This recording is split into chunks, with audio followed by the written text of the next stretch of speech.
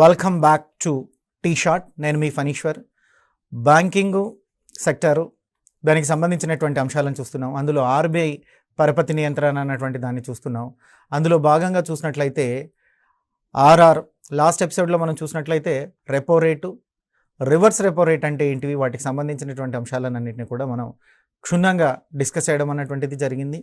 మరి ఈ ఎపిసోడ్లో మనం ఏం చేస్తున్నామంటే ఏ కాలాల్లో ఏ ఆపరేషన్స్ ఎలా చేస్తున్నారు అంటే, ఫర్ ఎగ్జాంపుల్ ద్రవ్యోల్బణ కాలం వస్తే ఎలాంటి యాక్టివిటీస్ అన్నటువంటిది ఆర్బీఐ చేస్తుంటుంది, ప్రతి ద్రవ్యోల్బణ కాలంలో ఆర్బీఐ చేసేటువంటి చర్యలు ఏంటి అన్నటువంటి వాటిని క్లియర్గా ఈ ఎపిసోడ్లో మనం తెలుసుకుందాం.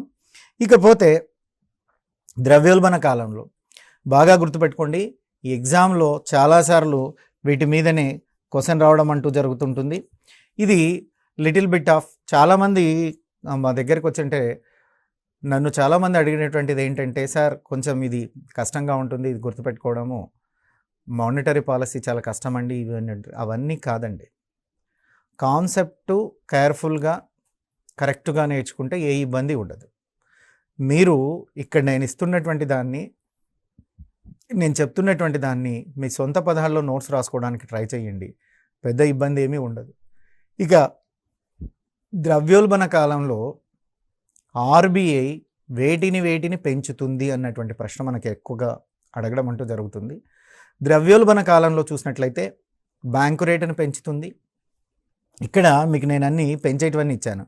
ద్రవ్యోల్బణ కాలంలో చూసినట్లయితే బ్యాంకు రేట్ అంటున్నారు, బ్యాంకు రేటును పెంచుతుంది. సిఆర్ఆర్, క్యాష్ రిజర్వ్ రేషియో, దీని గురించి కూడా నేను గత ఎపిసోడ్లో మీకు క్లియర్గా చెప్పాను. ఈ క్యాష్ రిజర్వ్ రేషియోని కూడా పెంచడం అంటూ జరుగుతుంది. ఇక ఎస్ఎల్ఆర్, స్టాట్యుటరీ లిక్విడిటీ రేషియో అంటున్నారు. సో ఈ స్టాట్యుటరీ లిక్విడిటీ రేషియో గురించి కూడా మనం చదువుకున్నాం, దీన్ని కూడా పెంచుతారు. ఇక repo rate, reverse repo rate, ఈ ఐదింటిని కూడా ఖచ్చితంగా ద్రవ్యోల్బణ కాలంలో ఆర్బీఐ పెంచి తీరుతుంది. సో ద్రవ్యోల్బణ కాలంలో పెంచబడేటివి ఏంటివయ్యా అంటే బ్యాంకు రేటు పెంచుతారు.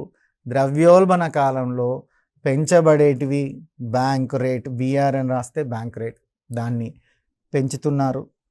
సో అదేవిధంగా సిఆర్ఆర్, మరి సిఆర్ఆర్ అంటే cash reserve ratio, cash reserve రేషియోని కూడా పెంచుతున్నారు. అదేవిధంగా మనం చూసినట్లయితే స్టాట్యుటరీ లిక్విడిటీ రేషియో ఎస్ఎల్ఆర్, ఈ ఎస్ఎల్ఆర్ని కూడా పెంచడం అంటూ జరుగుతూ ఉంది. ఆ తర్వాత ఆర్ఆర్ అంటే రివర్స్ రెపో రేటు, త్రిపురార్ అంటే రివర్స్ రెపో రేటు. అంటే ఈ 5 అంశాలని కూడా ద్రవ్యోల్బణ కాలంలో ఆర్బీఐ పెంచుతుంది. ద్రవ్యోల్బణ కాలంలో ద్రవ్య ప్రవాహ వేగాన్ని నియంత్రించడానికి బ్యాంకు రేటును, సిఆర్ఆర్ను, ఎస్ఎల్ఆర్ను, ఆర్ఆర్ను, త్రిబులార్ను ఆర్బీఐ పెంచడం అన్నటువంటిది జరుగుతుంది. ఇక అదేవిధంగా ఓపెన్ మార్కెట్ ఆపరేషన్స్, ఓఎంఓ అన్నటువంటిది చూసాం.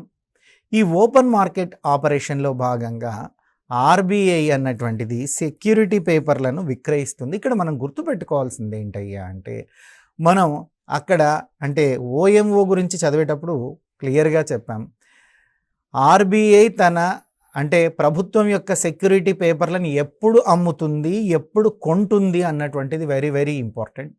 సో ఓఎంఓ ప్రకారం చూసినట్లయితే ఆర్బీఐ ద్రవ్యోల్బణ కాలంలో సెక్యూరిటీ పేపర్లను అమ్ముతుంది. ద్రవ్యోల్బణ ఆర్బీఐ సో ద్రవ్యోల్బణ కాలంలో సెక్యూరిటీ పేపర్స్ని అమ్ముతుంది.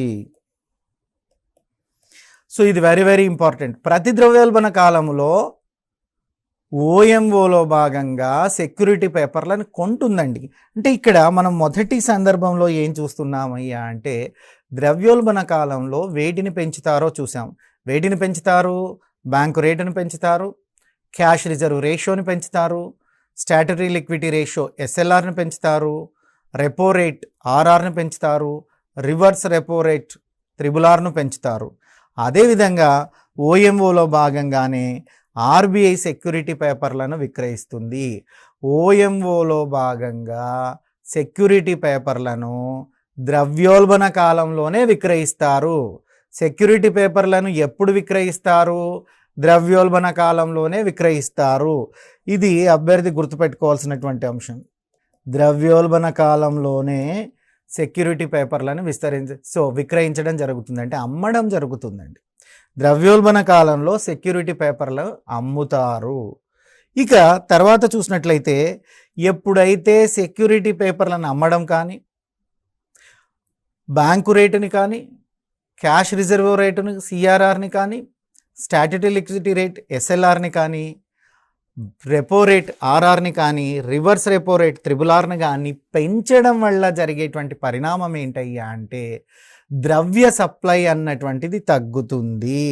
ఎప్పుడైతే ద్రవ్య సప్లై తగ్గుతుందో ఆటోమేటిక్గా ధరలు తగ్గుతాయి.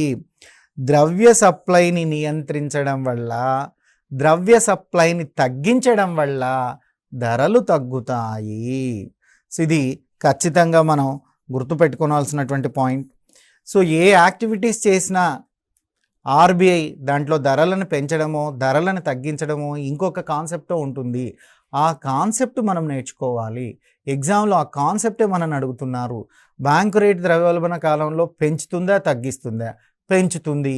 పెంచితే జరిగే పరిణామం ఏమి? పెంచితే ద్రవ్య సప్లై అన్నటువంటిది తగ్గుతుంది. ద్రవ్య సప్లై అన్నటువంటిది తగ్గితే ధరలు తగ్గుతాయి. ఎందుకు ద్రవ్యోల్బణ కాలంలో ధరలను తగ్గించాల్సినటువంటి అవసరం ఉంది? ద్రవ్యోల్బణం అనగానే నిరంతరం ధరలు పెరిగేటువంటి పరిస్థితి కాబట్టి, నిరంతరం ధరలు పెరగడం అన్నటువంటిది ఆర్థిక వ్యవస్థకు మంచిది కాదు. కాబట్టి ధరలను తగ్గించేటువంటి బాధ్యత ఆర్బీఐ తీసుకుంటుంది.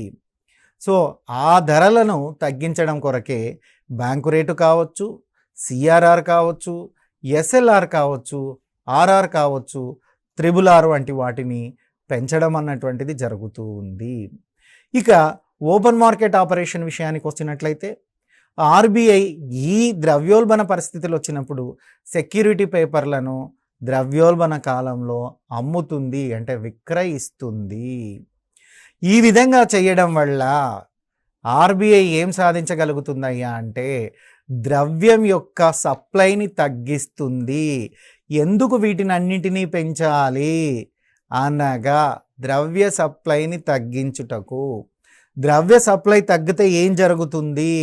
ద్రవ్య సప్లై అన్నటువంటిది జరిగితే కొనుగోలు శక్తి తగ్గి ధరలు తగ్గుతాయి. ఇది ద్రవ్యోల్బణ కండిషన్స్లో, ద్రవ్యోల్బణ కండిషన్ ఉన్నప్పుడు ఆర్బీఐ చేసేటువంటి యాక్టివిటీస్ అండి. దేంట్లో భాగంగా చేస్తారు? మానిటరీ పాలసీస్లో భాగంగానే చేస్తారండి. ఆర్బీఐకి ఉండేటువంటి అధికారాలను ఉపయోగించేస్తారు. ఇకపోతే ప్రతి ద్రవ్యోల్బణ కాలం ఉందనుకోండి. సో ప్రతి ద్రవ్యోల్బణ కాలంలో అక్కడ ఏవేవైతే పెంచుతారో ఇక్కడ వాటన్నింటినీ తగ్గిస్తారు. ప్రతి ద్రవ్యోల్బణ కాలం వస్తే ప్రతి ద్రవ్యోల్బణ కాలంలో ధరలు తగ్గేటువంటి స్థాయిలో ఉంటాయి. ధరలు తగ్గుతూ వస్తాయి. సో ప్రతి ద్రవ్యోల్బణ కాలంలో ధరలు తగ్గుతూ వస్తాయి. ధరలు తగ్గుతున్నాయి అంటే అర్థం ఏంటయ్యా అంటే, సో అలా బ్యాంకు రేటు కావచ్చు, క్యాష్ రిజర్వ్ రేషియో కావచ్చు, ఎస్ఎల్ఆర్, అదేవిధంగా ఆర్ఆర్ మరియు త్రిబుల్-ఆర్ అంటే repo rate, reverse repo rate, statutory liquidity rate, cash reserve ratio and bank rate also, వీటన్నింటిని కూడా ప్రతి ద్రవ్యోల్బణ కాలంలో తగ్గిస్తారు. సో ప్రతి ద్రవ్యోల్బణ కాలంలో బ్యాంకు రేటుని తగ్గిస్తారు. ప్రతి ద్రవ్యోల్బణ కాలంలో క్యాష్ రిజర్వ్ రేషియోని తగ్గిస్తారు. ప్రతి ద్రవ్యోల్బణ కాలంలో ఎస్ఎల్ఆర్ని తగ్గిస్తారు. ప్రతి ద్రవ్యోల్బణ కాలంలో ఆర్ఆర్ని తగ్గిస్తారు. ప్రతి ద్రవ్యోల్బణ కాలంలో త్రిబుల్-ఆర్ని తగ్గిస్తారు. అంటే ఈ ఆరింటిని మనం చూసినట్లయితే, so bank rate 1, CRR 2, SLR 3, so RR 4, triple R 5. ఈ 5 అంశాలని కూడా మనం గమనించినట్లయితే ఈ 5 అంశాలను ప్రతి ద్రవ్యోల్బణ కాలంలో తగ్గిస్తారు. ప్రతి ద్రవ్యోల్బణ కాలంలో తగ్గిస్తారు, ద్రవ్యోల్బణ కాలంలో పెంచుతారు, ద్రవ్యోల్బణ కాలంలో పెంచుతారు, ప్రతి ద్రవ్యోల్బణ కాలంలో తగ్గించడం అన్నటువంటిది జరుగుతుంది. సో ఇది అభ్యర్థులు గుర్తుపెట్టుకోవాల్సినటువంటి విషయం. ఇక ప్రతి ద్రవ్యోల్బణ కాలంలో ఓఎంఓ విషయంలో అంటే ఓపెన్ మార్కెట్ ఆపరేషన్లో భాగంగా సెక్యూరిటీ పేపర్లను కొంటుంది. ఆర్బీఐ సెక్యూరిటీ పేపర్లను కొంటుంది. ఓఎంఓలో భాగంగా ఆర్బీఐ సెక్యూరిటీ పేపర్లని ఎప్పుడు కొనుగోలు చేస్తుందయ్యా అంటే ప్రతి ద్రవ్యోల్బణ కాలంలో కొనుగోలు చేయును. ఇది మీరు మర్చిపోకూడదు. ద్రవ్యోల్బణ కాలంలో సెక్యూరిటీ పేపర్లను విక్రయిస్తుంది, ప్రతి ద్రవ్యోల్బణ కాలంలో సెక్యూరిటీ పేపర్లను కొనుగోలు చేస్తుంది. సో ప్రతి ద్రవ్యోల్బణ కాలంలో సెక్యూరిటీ పేపర్లను ఏం చేస్తారయ్యా అంటే కొనుగోలు చేస్తారు.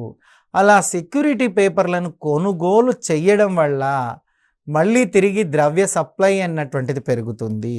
మళ్ళీ తిరిగి ద్రవ్య సప్లై అన్నటువంటిది పెరుగుతుంది. నేను మీకు ఎగ్జాంపుల్ చెప్పాను. 300 కోట్లకు సెక్యూరిటీ పేపర్లను కొనిందంటే అర్థం ఏంటి?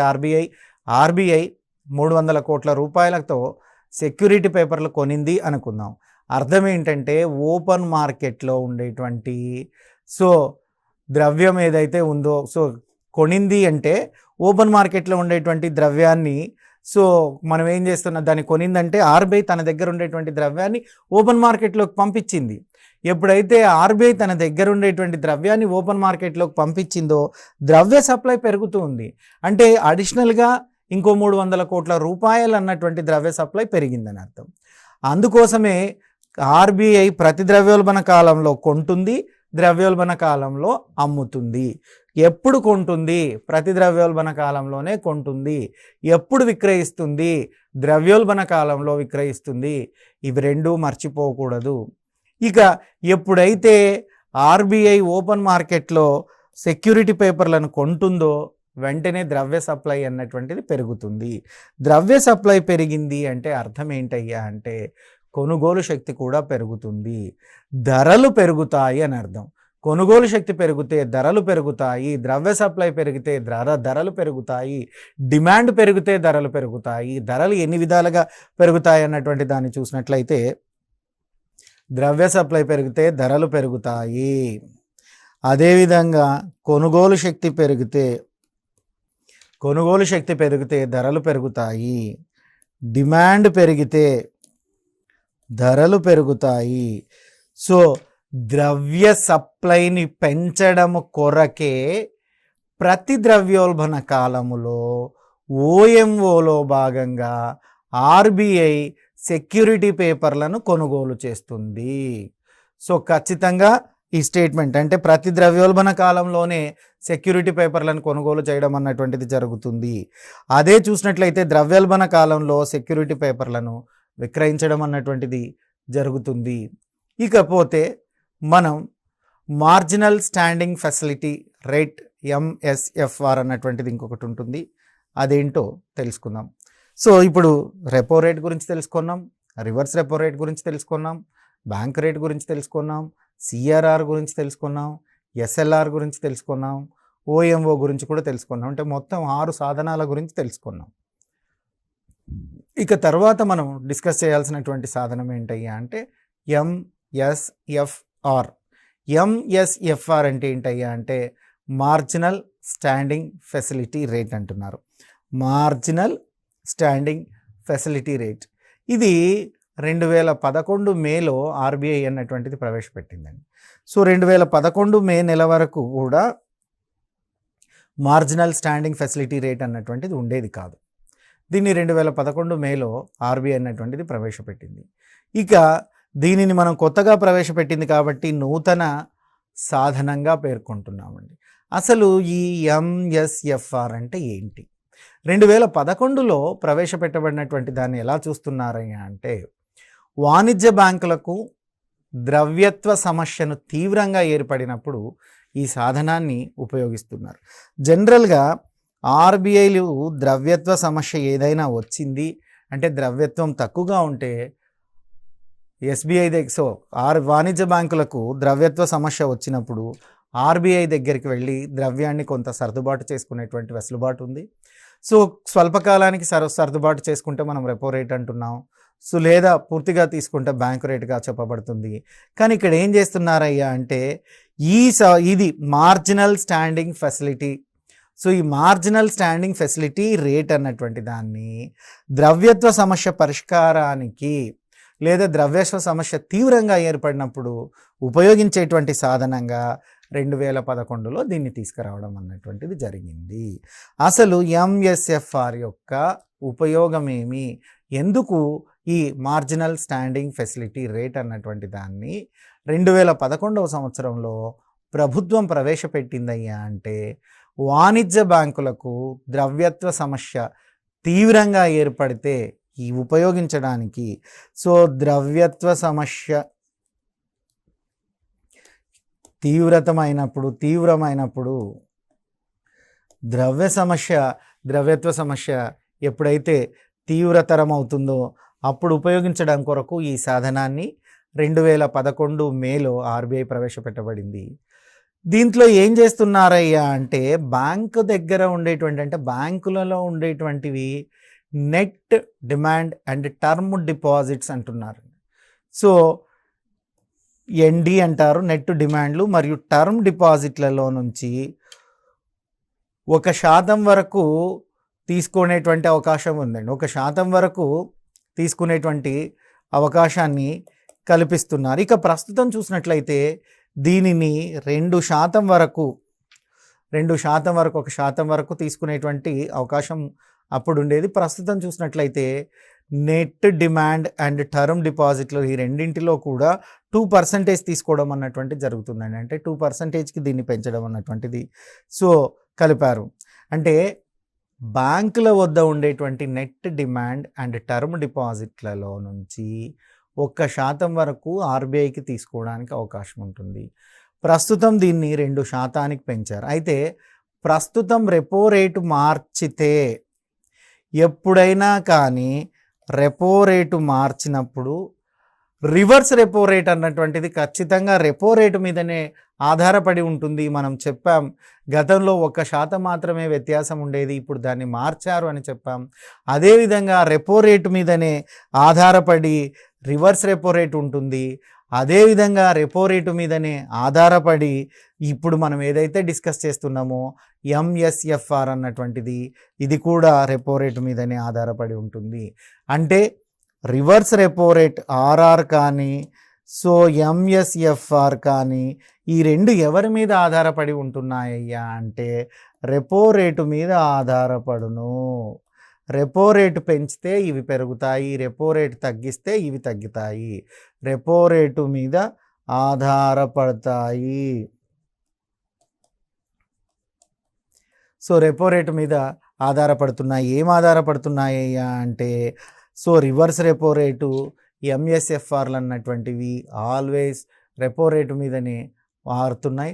సో రెపో రేటు మార్చితే మారుతాయి, రెపో రేటు మార్చకపోతే స్టాండర్డ్గా ఉంటాయి. అంటే రెపో రేటు మీద ఆధారపడుతున్నాయి అంటే రెపో రేటు మారితే ఇవి కూడా మారుతున్నాయి, రెపో రేటు మారకపోతే మారవండి. సో అయితే ఇది ఆధునిక ఇది ఆధునికమైనటువంటిదిగా చెప్తున్నారు. దీనికి ముందు యాక్చువల్గా ఈ సాధనాల్లో మనం బ్యాంకు రేటు గురించే చెప్పడామండి. ఇది అత్యంత పురాతనమైనటువంటిది బ్యాంకు రేటు. ఇంగ్లాండ్ కాలంలో నుంచే దీన్ని తీసుకొస్తున్నట్లుగా మనం గత ఎపిసోడ్లో చదువుకోవడం అన్నటువంటిది జరిగింది. సో ఈ సాధనాల్లో చూసినట్లయితే అన్నిటికన్నా పురాతనమైనటువంటి సాధనం ఏంటయ్యా అంటే బ్యాంకు రేటు. అత్యాధునికమైనటువంటి సాధనం ఏంటయ్యా అంటే ఎంఎస్ఎఫ్ఆర్. అత్యాధికమైనటువంటి సాధనం ఏదయ్యా అంటే ఎంఎస్ఎఫ్ఆర్ అంటున్నారు. సో అత్యధిక సాధనం ఏంటయ్యా అంటే ఎంఎస్ఎఫ్ఆర్ అంటున్నారు. మీకు మళ్ళీ ఒకసారి ఎంఎస్ఎఫ్ఆర్ అంటే ఏంటంటే మార్జినల్ స్టాండింగ్ ఫెసిలిటీ రేట్. ఈ మార్జినల్ స్టాండింగ్ ఫెసిలిటీ రేట్ అన్నటువంటిదే అత్యాధునికమైనటువంటిది. సో ఇది అత్యాధునిక సాధనంగా మనం చెప్తూ ఉన్నాము. ఇక పురాతనమైనటువంటి దానిగా బ్యాంకు రేటు గురించి మనం చెప్పుకుంటున్నాము. ఇక 1991 సంవత్సరంలో భారతదేశము ఆర్థిక సంస్కరణలకు వెళ్ళింది. ఆర్థిక సంస్కరణలు అన్నటువంటివి దేశంలో ప్రవేశపెట్టడం జరిగింది. ఆర్థిక సంస్కరణల్లో భాగంగా తీసుకురాబడినటువంటి అంశాలు ఏవయ్యా అంటే ఆర్ఆర్, త్రిబుల్ ఆర్. ఆర్థిక సంస్కరణల్లో భాగంగా ప్రవేశపెట్టబడినటువంటివి ఏమున్నాయ్యా అంటే ఆర్ఆర్ మరియు త్రిబుల్ ఆర్. అంటే రెపో రేటు కానీ రివర్స్ రెపో రేటు కానీ రెండు కూడా ఎప్పుడు ప్రవేశపెట్టారయ్యా అంటే ఆర్థిక సంస్కరణలలో భాగంగా. ఆర్థిక సంస్కరణలు అన్నటువంటివి ఎప్పుడు చేశారయ్యా అంటే 1991 సంవత్సరంలో భారతదేశంలో ఆర్థిక సంస్కరణలు అన్నటువంటివి తీసుకురాబడ్డాయి. ఈ ఆర్థిక సంస్కరణల్లో భాగంగానే సో మనకు repo rate, reverse repo rate అనే రెండు కొత్త సాధనాలను ఆర్బీఐ ప్రవేశపెట్టబడింది. సో ఆర్థిక సంస్కరణల కాలంలో తీసుకురాబడినటువంటివి ఏంటివయ్యా అని అడుగుతారండి. ఆర్థిక సంస్కరణల కాలంలో ఆర్థిక సంస్కరణల్లో భాగంగా తెచ్చినటివి ఏంటివయ్యా అంటే రెపో రేటు, అదేవిధంగా reverse repo rate.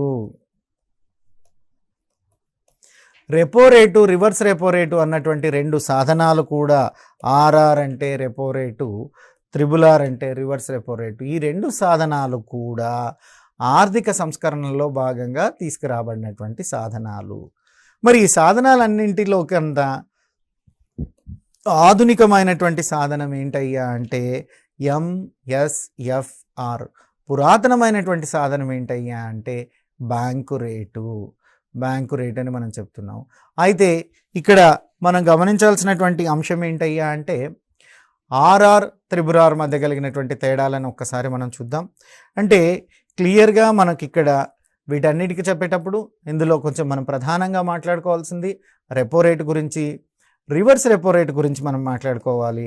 Already repo rate and reverse repo rate గురించి మీకు నేను కొంత చెప్పాను. ఒకవేళ ఎగ్జామినర్లో రెండింటి మధ్య భేదాలు అడిగినప్పుడు ఎలా ఉంటాయో చూద్దాం. సో రెపో రేటు అంటే వాణిజ్య బ్యాంకులకు ఆర్బీఐ చెల్లించేటువంటి వడ్డీ రేటు. రెపో రేటు అంటే వాణిజ్య బ్యాంకులకు ఆర్బీఐ చెల్లించేటువంటి రేటు. ఇక రివర్స్ రెపో రేటు అంటే పేరులోనే ఉంది రివర్స్. రెపో రేటు అంటే రెపో రేటుకు భిన్నంగా ఇక్కడ ఏమవుతుంది, ఆర్బీఐ వాణిజ్య బ్యాంకులకు చెల్లిస్తుంది. ఇక్కడ చూసినట్లయితే వాణిజ్య బ్యాంకులకు ఆర్బీఐ ఇస్తుంది, ఇక్కడ ఆర్బీఐ వాణిజ్య బ్యాంకులకు అంటే ఇక్కడ చూసినట్లయితే రెపో రేటులో ఎవరు చెల్లిస్తారయ్యా అంటే వాణిజ్య బ్యాంకులు చెల్లిస్తాయి. వాణిజ్య బ్యాంకులు ఆర్బీఐకి చెల్లించేటువంటి వడ్డీనే మనము రెపో రేట్ అని పిలుస్తున్నాం. రివర్స్ రెపో రేట్లో ఏమవుతుందంటే దానికి రివర్స్గా జరుగుతుంది. ఆర్బీఐ వాణిజ్య బ్యాంకులకు చెల్లించేటువంటి వడ్డీ రేట్ అవుతుంది. రెపో రేట్లో మనం చూసినట్లయితే వాణిజ్య బ్యాంకులు రుణాన్ని స్వీకరిస్తాయి, ఆర్బీఐ రుణాన్ని చెల్లిస్తుంది. సో ఆర్బీఐ రుణాన్ని రుణదాత ఆర్బీఐ అంటారు, స్వీకర్త వాణిజ్య బ్యాంకులు అంటారు. ఇక్కడికి వస్తే రుణ స్వీకర్త మారుతున్నాడు. రెపో రేటుకు రివర్స్ రెపో రేటుకు మనం తేడాలు చూస్తున్నాం. రెపో రేట్లో చూసినట్లయితే రుణదాత ఉన్నారు. సో రెపో రేట్లో రుణదాత ఎవరయ్యా అంటే రెపో రేట్లో రుణదాత ఆర్బీఐ అవుతున్నారు, రివర్స్ రెపో రేట్లో రుణ స్వీకర్తగా ఆర్బీఐ అవుతున్నారు. ఈ రెండింటి మధ్య తేడాను మనం నెక్స్ట్ ఎపిసోడ్లో చూద్దాం. మరి ఇంతవరకు మనం ఈ ఎపిసోడ్లో ఏం నేర్చుకున్నామయ్యా అంటే ద్రవ్యోల్బణ కాలంలో bank rate, CRR, SLR, RR, అదేవిధంగా త్రిబుల్-ఆర్ని పెంచుతారని నేర్చుకున్నాం. ఎందుకు పెంచుతారో కారణాలను నేర్చుకున్నాం. ఓఎంఓలో భాగంగా ఆర్బీఐ సెక్యూరిటీలను ఏ సందర్భంలో విక్రయిస్తుందో నేర్చుకున్నాం. సో ద్రవ్యోల్బణ కాలంలో విక్రయిస్తుంది, ఎందుకు విక్రయిస్తుందో మనం నేర్చుకున్నాం. ద్రవ్య సప్లై తగ్గి ధరలు తగ్గడం కొరకు విక్రయిస్తుందని నేర్చుకున్నాం. తర్వాత ప్రతి ద్రవ్యోల్బణ కాలంలో ఏవైతే bank rate, CRR, SLR, RR, త్రిబుల్-ఆర్లు ఉన్నాయో వీటన్నిటిని తగ్గిస్తుందని నేర్చుకున్నాం. అదేవిధంగా ఓఎంఆర్ విషయంలోకి వస్తే, ఓపెన్ మార్కెట్ ఆపరేషన్ విషయంలోకి వస్తే ఇందులో సెక్యూరిటీ పేపర్లను కొనుగోలు చేస్తుందని నేర్చుకున్నాం. ఈ అంశాల వల్ల ద్రవ్య సప్లై పెరిగి ధరలు పెరుగుతాయి అన్నటువంటిది మనం నేర్చుకున్నాం. అంటే ఆర్బీఐ ఏం యాక్టివిటీస్ చేసినా ద్రవ్య సప్లైని నియంత్రించడం కొరకు కొన్ని సందర్భాల్లో ద్రవ్య సప్లైని తగ్గిస్తుంది, మరికొన్ని సందర్భాల్లో ద్రవ్య సప్లైని పెంచుతుంది. ద్రవ్య సప్లై తగ్గించినప్పుడు ధరలు తగ్గుతాయి, ద్రవ్య సప్లై పెరిగినప్పుడు ధరలు పెరుగుతాయి అని మనం నేర్చుకోవడం అన్నటువంటిది జరిగింది. ఆ తర్వాత కొత్తగా ప్రవేశపెట్టినటువంటి మార్జినల్ స్టాండింగ్ ఫెసిలిటీ రేట్ అన్నటువంటి దాన్ని కూడా మనం చూసాం. ఈ మార్జినల్ స్టాండింగ్ ఫెసిలిటీ రేట్ ఏదైతే ఉందో దాన్ని 2011 మేలో ఆర్బీఐ అన్నటువంటిది ప్రవేశపెట్టింది. ఈ మార్జినల్ స్టాండింగ్ ఫెసిలిటీ రేటుని ఎప్పుడు వినియోగిస్తున్నారయ్యా అంటే బ్యాంకులకు ద్రవ్యత్వ సమస్య తీవ్రంగా ఏర్పడినప్పుడు దీనిని ఉపయోగిస్తుందని నేర్చుకున్నాం. ఇక దీన్ని తర్వాత చూసినట్లయితే ఎంఎస్ఎఫ్ఆర్ ఏదైతే కొత్తగా ఉందో దాని గురించి మనం ఏం చేస్తున్నామయ్యా అంటే బ్యాంకుల వద్ద ఉండేటువంటి నెట్ డిమాండ్ ఏదైతే ఉందో నెట్ డిమాండ్ మరియు టర్మ్ డిపాజిట్లలో నుంచి 1% వరకు తీసుకోవడానికి మొదట్లో అవకాశం కల్పించారు. ప్రస్తుతం చూస్తే ఆ అవకాశం 2% పెంచినట్లుగా మనం నేర్చుకున్నాం. తర్వాత చూసినట్లయితే ప్రస్తుతం ఉండేటువంటి పరిస్థితుల్లో రెపో రేట్ అన్నటువంటి దాన్ని మార్చితే ఆటోమేటిక్గా రివర్స్ రెపో రేట్ మారిపోతుంది. అదేవిధంగా ఎంఎస్ఎఫ్ఆర్ అన్నటువంటిది మారిపోతుంది. అంటే రివర్స్ రెపో రేట్ RRR కానీ ఎంఎస్ఎఫ్ఆర్ కానీ రెండూ కూడా రెపో రేటు మీద ఆధారపడి ఉంటాయని మనం నేర్చుకున్నాం. ఈ రెపో రేటు మారితే ఇవి రెండు మారుతాయి, రెపో రేటు మారకపోతే అవి రెండు మారవని కూడా మనం నేర్చుకుంటున్నాం.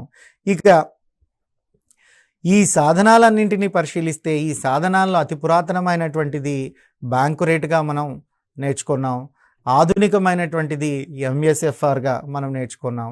ఇక నెక్స్ట్ ఎపిసోడ్లో మనం గమనించినట్లయితే ఏవైతే మనం RRR అంటున్నామో, repo rate reverse repo rate అంటున్నామో, ఈ రెండిటికి సంబంధించి రివర్స్ రెపో రేట్లకు సంబంధించినటువంటి మధ్య తేడాలను రాబోయే ఎపిసోడ్లో నేర్చుకుందాం. మీ Phaniswar sir from TSAT. Thank you.